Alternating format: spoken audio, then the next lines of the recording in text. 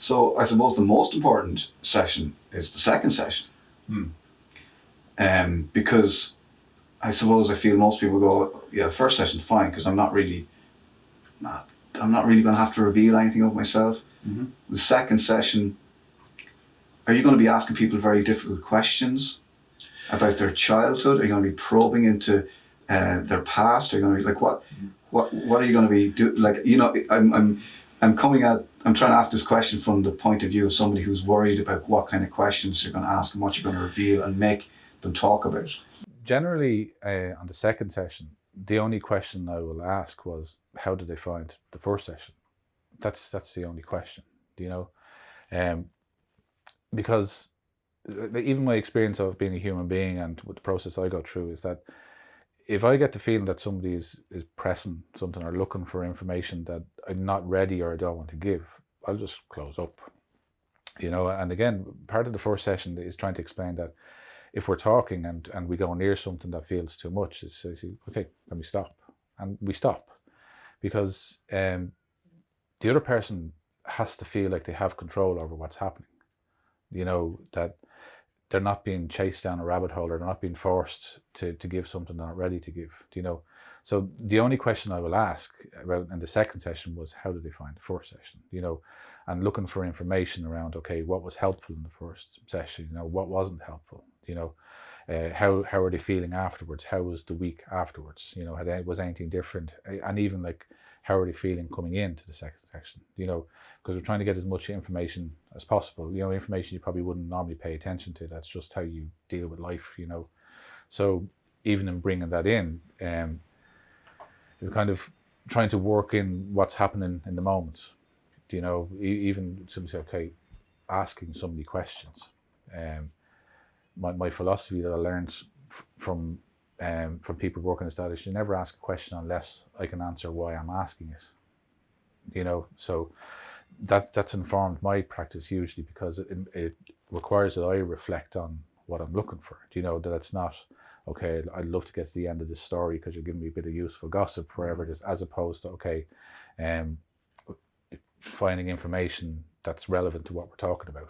And ultimately, I suppose, I know you're here to help people, but are they ultimately here to help themselves? I mean, do they answer their own questions? They do. In describing what I do, and I'm not going off topic like of what happens when people come in here. I'm all the time asked when people find out what I do as a profession. You know, 9 times out of 10, people say to me like, "Oh, how can you do that? Like, how can you just listen to people all day long, whatever it is?" But I would describe it from my point of view as being an absolute privilege, because you get the opportunity to walk a certain distance with people during their lives. You know, that's all it is. You know, they share parts of lives. We will do certain parts of the work, but it's always about the other person. You know, I firmly believe that when somebody walks through that door, they already have it inside them somewhere what they need to move on to the next part. You know, everybody is resourced in their own lives about what they actually need, and that's why I'm really interested in relaxing in how I work. So like, I don't wear a shirt and tie because I'm not comfortable in a shirt and tie. So I would be very unrelaxed in that environment. But even kind of in the collaborative pieces, is if sport is important to you, you know, if writing is important to you, if walking mountains is important to you, well, to utilize that as much as utilize any mental health models, you know, because that's ultimately what's going to stay with you for the rest of your life. And I think the greatest thing that I've learned from this or gotten from this is allowing myself to be vulnerable. Yes. And I think that I wouldn't, when I came in here first, I wouldn't have been able to figure out how to access my emotions on my own. But I think having you there to explain to me that if I allow myself to be vulnerable, that's how you allow yourself to be open. Yes. And that's how you access your emotions again. Almost. It's almost a reverse thing, you know. Absolutely, yeah, and it's quite that can be a huge part of the work as well. Again, with men, of explaining the process of what happens, because a lot of the models that we work with are based on the idea that you have access to your feelings in a kind of, to be able to name them, and you come in and say, okay, tell me how you're feeling, tell me how you're feeling. Back to this, well, I'm grand, because that's the only thing.